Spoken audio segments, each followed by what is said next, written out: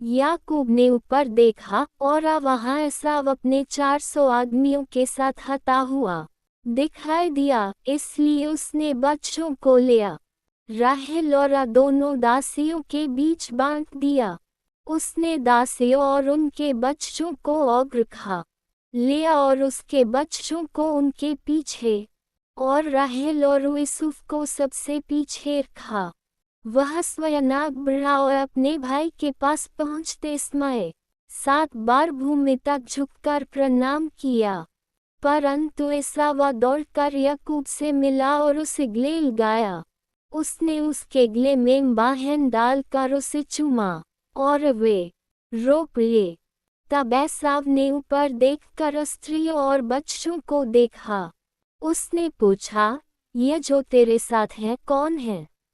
याकूब ने उत्तर दिया, ये वे बच्चे हैं जिन्हें परमेश्वर ने कृपा करके तेरे दास को दिया है। तब दासियां और उनके बच्चे आगे आए और उन्होंने झुककर प्रणाम किया। इसके बाद लिया और उसके बच्चे आए और उन्होंने भी झुककर प्रणाम किया। सबसे अंत में यूसुफ और राहेल आए और उन्होंने भी प्रणाम किया। एसाव ने पूछा, इन सब झुंडों का क्या अर्थ है जो मुझे मिले? उसने कहा, मेरे स्वामी की दृष्टि में अनुग्रह पाने के लिए। परंतु एसाव ने कहा, मेरे पास बहुत है। मेरे भाई, जो तेरे पास है उसे तू अपने पास ही रख।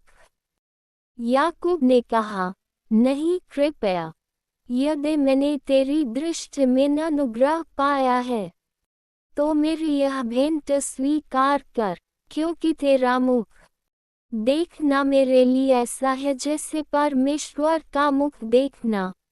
अब जबकि तूने मुझे प्रसन्नता से स्वीकार किया है, कृपया इस भेंट को स्वीकार कर जो तेरे लिए लाएगी है, क्योंकि परमेश्वर ने मुझ पर कृपा की है और मेरे पास सब कुछ है जिसकी मुझे आवश्यकता है। और क्योंकि याकूब ने आग्रह किया, एसाव ने उसे स्वीकार कर लिया। तब एसाव ने कहा, चलो हम यात्रा पर निकलें, मैं तेरे साथ चलूंगा। परंतु याकूब ने उससे कहा, मेरा स्वामी जानता है कि बच्चे कोमल हैं और मुझे उन भेड़ों और गायों की देखभाल करनी है जो अपने बच्चों को दूध पिला रही हैं। यदि उन्हें एक दिन भी अधिक तेजी से हाँका जाए तो सारे पशु मर जाएंगे। इसलिए मेरा स्वामी अपने दास से आगे चला जाए और मैं धीरे धीरे उन झुंडों की चाल से चलूंगा जो मेरे आगे हैं और बच्चों की चाल से, जब तक मैं अपने स्वामी के पास से मैं न पहुंच जाऊं। एसाव ने कहा, तो मैं अपने कुछ लोगों को तेरे साथ छोड़ दूं।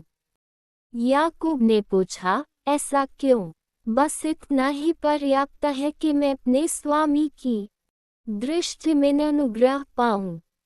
इस प्रकार उस दिन एसाव अपने मार्ग से सेर को लौट गया।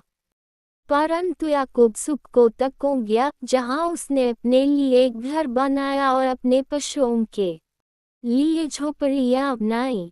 इसलिए उस स्थान का नाम सुक्कोत पड़ा। पद्दनराम से आने के बाद याकूब सुरक्षित रूप से कनान देश में शकेम नगर पहुंचा और नगर के सामने डेरा डाला। उसने 100 चांदी के सिक्कों के बदले शकेम के पिता हमोर के पुत्रों से भूमि खरीदी, जहां उसने अपना तंबू लगाया। वहां उसने एक वेदी बनाई और उसका नाम एलोहे इस्राएल रखा।